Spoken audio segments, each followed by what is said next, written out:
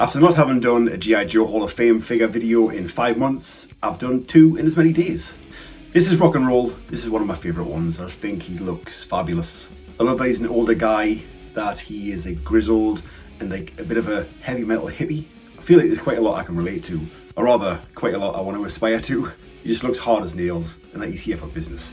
And he has a flocked beard. I mean, need I say more? That is just tremendous.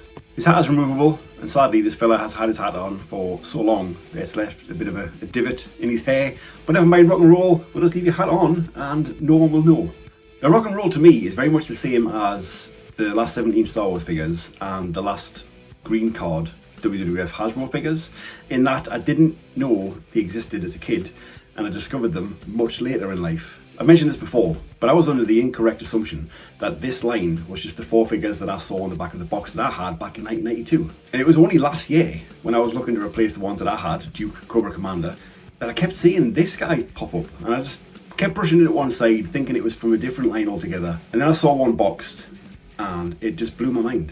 Thanks to the YoJoe website, I discovered that there was not only this one, but many, many more in this line. And yeah, I've kind of been hooked ever since. Well, I got this figure loose along with the original Snake Eyes and Stalker, but the seller did have the cardboard cutouts of their fact files, and that really, really pleased me, because when I was a kid, I had like a little A5 scrapbook that I would cut out the fact files myself and like Pritt stick into them. So even just having this and not the whole box is more than enough for me. So nostalgic.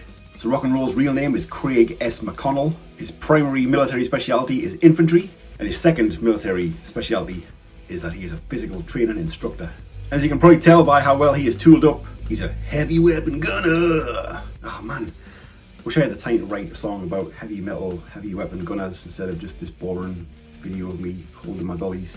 He is armed to the teeth with his J3J blast concussion grenades. He's decked out fully from top to toe in his authentically styled infantryman's battle fatigues, puncture-proof all-weather combat boots, pulse-powered Mega Blast Gatling gun launcher, which actually shoots motherfucking poo! Oh shit. Yeah, that is now lost forever behind my Ewok village down there. Tremendous. Infantryman's combat cap with visor, government issued metal ID plates, and on his back is a specially equipped turbine driven munitions backpack. I love that he's got the belt of bullets around his torso that can connect between the Gatling gun and the backpack, but mine is missing the little connector. I've tried gluing it twice and I think it's just too old and it won't hold, but thankfully the original figure of Rock and Roll had the dual bullet belt across his chest, so I can rock that look and pay homage to 1982. Look at that awesome camouflage, man. Absolutely sweet. He's got a sexy thigh holster with a silver pistol in, just like pretty much every other figure in this line. It's just stuff like the details on this uniform, like the lapels with the little tiny little buttons. I mean, this is like, well, maybe it isn't, but you know, Hot Toys quality, kind of. And this was back in the day when this was just like a mainline toy for kids to buy on the shelf. It wasn't a stupidly priced adult collectible.